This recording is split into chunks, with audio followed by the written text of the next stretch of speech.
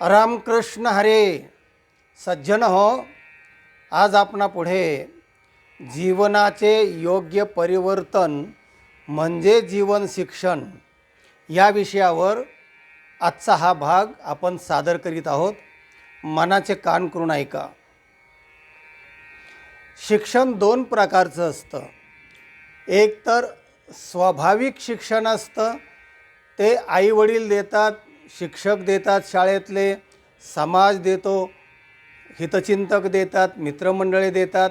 आणि दुसरं जे शिक्षण आहे ते मात्र आचार्य देतात. आपल्या भारतीय संस्कृतीमध्ये असं म्हटलेलं आहे की मातृदेवो भव, आईला देव मानावं, पितृदेवो भव, वडिलांना देव मानावं, अतिथी देवो भव, अतिथीला देव मानावं, आणि आचार्य देवो भव, आचार्य म्हणजे जीवनाचं आध्यात्मिक शिक्षण आणि व्यावहारिक शिक्षण जो देतो. आचरती आणि आचरयती म्हणजे जो स्वतः आचरण करतो आणि दुसऱ्याला तेच सांगतो. असे जे आचार्य की जे आश्रमात असतात, मुरलेले असतात, अनुभवी असतात, आणि अनुभव हा सगळ्यात मोठा शिक्षक आहे. तेव्हा याच्यामध्ये आजचा जो आपला भाग आहे तो आहे आचार्य देवो भव, आचार्य. दृष्टांत पाहूया. एका सुंदर नगरीचा क्रूर आणि दुष्ट राजा, पण न्यायप्रिय राजा, तो एखाद्याने अपराध केला तर त्याला मृत्यूदंडाची शिक्षा ठोठावीत असायचा. असा तो कठोर शिक्षा देणारा राजा. त्याचा एक एकुलता एक मुलगा, आणि त्याला प्राथमिक शिक्षण देण्यासाठी त्याने आपल्या नोकराच्या मार्फत गावामध्ये म्हणजे नगरीमध्ये दौंडी पिटायला सांगितली की 15 दिवसामध्ये जो कोणी मुरलेला शिक्षक असेल त्यांनी आपला अर्ज आमच्याकडे करावं. राजपुत्राला शिकवायचं आहे प्राथमिक शिक्षण. झालं, 15 दिवस गेले, पण एकाही शिक्षकाने अर्ज आणि विनंती केली नाही. का? तर हा क्रूर राजा आहे. थोडी चूक झाली तर तो मृत्यूदंड शिक्षा ठोठावीत असायचा. तेव्हा ते घाबरून असायचे लोक. तेव्हा काय करायचं. मग राजाने पुन्हा एक फरमान काढलं आणि पुन्हा दौंडी पिटले. 15 दिवसाच्या आत जर कोणी शिक्षक तयार झाला नाही मुलाला शिकवायला तर सगळ्या शिक्षका म्हणजे नगरीतल्या सगळ्या शिक्षकांचे शिर उडवल्या जातील, मृत्यूदंड. झालं. मग एक जो मुरलेला शिक्षक होता, अनुभवी शिक्षक की ज्याला आचार्य म्हणतात, तर त्याला असं वाटलं की आता काय, शेवटी 15वा दिवस आला आणि शेवटच्या दिवशी त्याने असा विचार केला की अर्धम त्यजति पंडितः सर्वनाशे समुत्पन्ने अर्धम त्यजति पंडितः. जर आपण त्याचे शिक्षकपणा जर स्वीकारला नाही मुलाला शिकवण्याचा, तर हा मारूनच टाकणार आहे आपल्याला सुद्धा.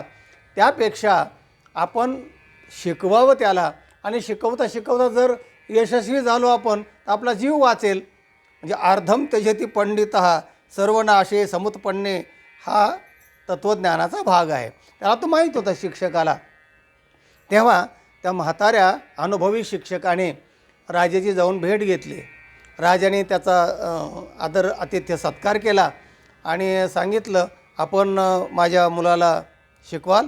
हो म्हणाले, मनापासून शिकविल, पण अट एक आहे की मी त्याला माझ्या घरी नेऊन शिकवणार. चालेल? राजा म्हणला हो. राजाने ती अट मान्य केली. आणि मग 8 दिवस त्याने त्या मुलाला आपली जी दैनंदिन, ज्याला प्रातर्विधीपासून तर संपूर्ण दिनचर्या जी आहे त्याप्रमाणे त्याच्याकडून तो करून घेत असायचा. आणि 8 दिवसामध्ये तो मुलगा त्या वातावरणाला आणि त्या शिक्षणाला वैतागला, त्रासला तो. आणि त्याने आपल्या पिताश्रीकडे म्हणजे राजे महाराजांकडे तक्रार केली की मला 8 दिवसामध्ये शिक्षकाने काहीही शिकवलेलं नाही, मला त्रास होतो आहे. आणि मग राजाने त्या शिक्षकाला बोलून घेतलं आणि विचारलं का हो, म्हणाले अशी अशी तक्रार आहे आणि तुम्ही त्या मुलाला काही शिकवलेलं नाही. तेव्हा तो म्हटला, राजेसाहेब असं कसं काय म्हणता तुम्ही? अहो, तो मुलगा तुमच्या घरी म्हणजे राजदरबारी 8 वाजता उठायचा, तो आता 5 वाजता उठतो आहे. इथे काही नाही केलं तरी जेवण मिळायचं, तिथे तसं नाही. माझ्या आश्रमामध्ये माझ्या घरी काम केल्याशिवाय जेवणच मिळत नव्हतं.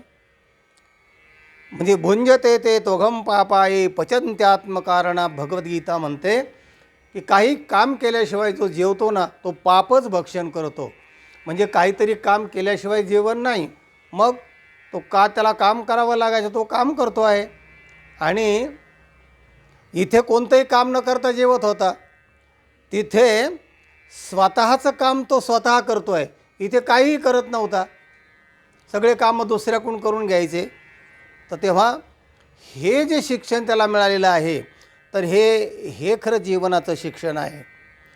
राजाला हे मुद्दे पटले. हो म्हणाले, 8 वाजता उठायचा आणि मग त्याच्या अवडंबर, मग लोक त्याला जेवण आणून द्यायचे, मग आंघोळीला न्यायच्या, मग दास्या, हे सगळं. मग राजाला ते पटलं की अरे हा स्वावलंबी 8 दिवसामध्ये बराचसा सुधारलेला आहे.